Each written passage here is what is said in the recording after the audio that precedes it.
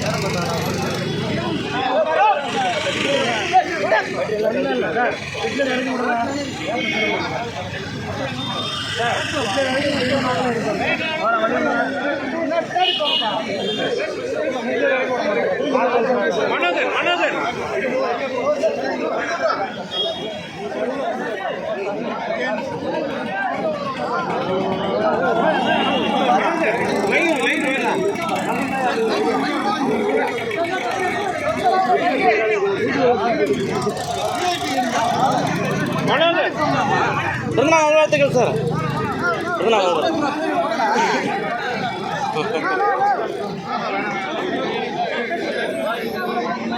Manohar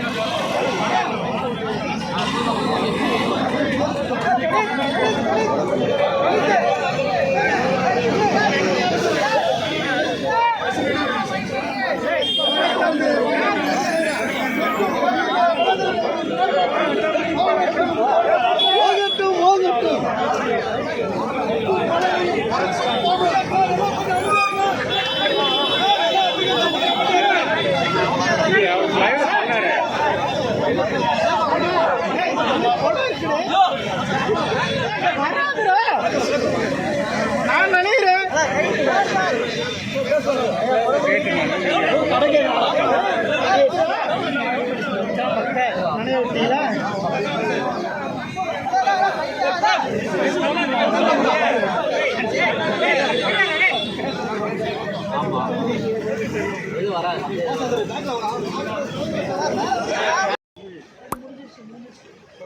president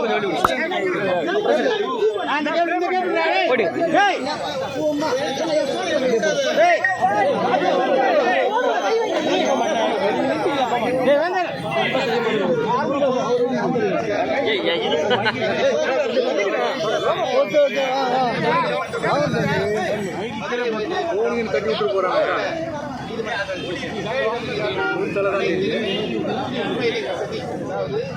நேரடியாக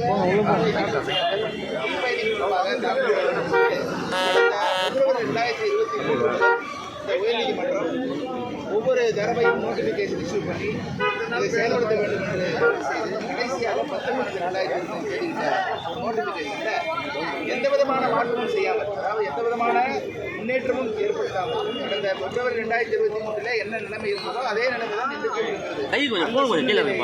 வழக்கறிஞர்கள் குறிப்பாக கிரிமினல் சைடில் பிராக்டிஸ் பண்ண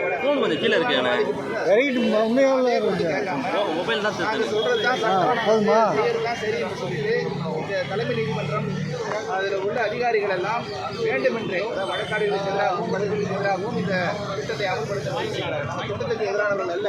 இ ஃபைலிங் செய்து கொள்ளலாம், நாங்கள் தவறு செய்யவில்லை. ஒரு இ ஃபைலிங் பண்ணோம்னாக்கா ஹைகோர்ட்டுக்குள்ள தவறு எடுக்கிறா இல்லையான்னு உங்கள் எல்லாருக்கும் தெரியும். தவறு எடுக்காத சூழ்நிலையில் ஒரு செல்ஃபோனோ ஒரு லேப்டாப் மூலமாக எப்படி வந்து இ ஃபைல் பண்ண முடியும்? மட்டுமல்லாது கிரிமினல் சைடில் ப்ராக்டிஸ் பண்ணுறவங்க ரொம்ப பாதிக்கப்பட்டிருக்கிறோம். காலையில் தான் ஒரு அக்யூஸ் வரலன்னு சொல்கிறாரு. வரலன்னு சொல்லும்போது உடனே ஒரு மனு தாக்கல் செய்யப்படும். இது 370 சொல்லுவாங்க. இந்த மனுவை நாங்கள் தாக்கல் செய்யும்பொழுது எங்களை போல பல வழக்குகளில் இந்த மனுவை தாக்கல் செய்யும்பொழுது அது பிஸியாக இருக்கும்போது அது ஏற்றுக்கொள்ளப்பட மாட்டாது. அந்த சூழ்நிலையில் சாயங்காலம் 5 வரையும் ஒருவேளை ஏற்கப்படவில்லை என்று சொன்னால் மறுநாள் இதெல்லாம் வந்து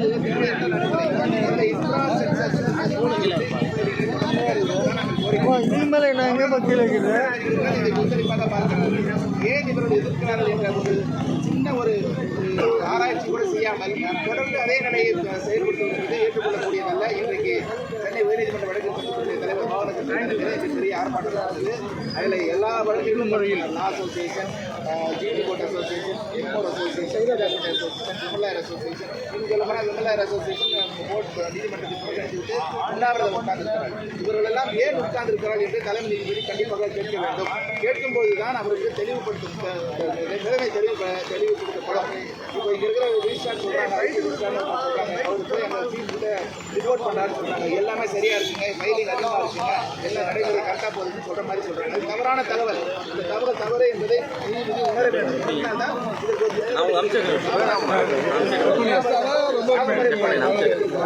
ஏன் அவர்கள் சாகுமுறை மற்ற நீதிபதிகளை சந்தித்து இது போல ஒரு நடைமுறைக்கு வராது. ஏனென்று சொன்னால் ஒவ்வொரு நீதிமன்றத்திலும் குறிப்பாக கீழமை நீதிமன்றத்தில் எந்த விதமான அடிப்படை கட்டமைப்புகளும் இல்லை என்று சொல்லி வருகிறோம். ஆனால் நீதிமன்றம் எங்களுடைய கோரிக்கை ஏற்கவில்லை. அந்த அடிப்படை கட்டமைப்பு அமைப்பதற்கு சில காலவாசம் தேவைப்படும். அது வரைக்கும் நீங்கள் இல்லை, அந்த கால அவகாசம் என்னவென்று உயர்நீதிமன்றம் தான் முடிவு செய்ய வேண்டும். வழக்கறிஞர்கள் நாங்கள் முடிவு செய்ய முடியாது. வழக்கறிஞர்கள் ஒற்றுமை வழக்கறிஞர்கள் ஒற்றுமை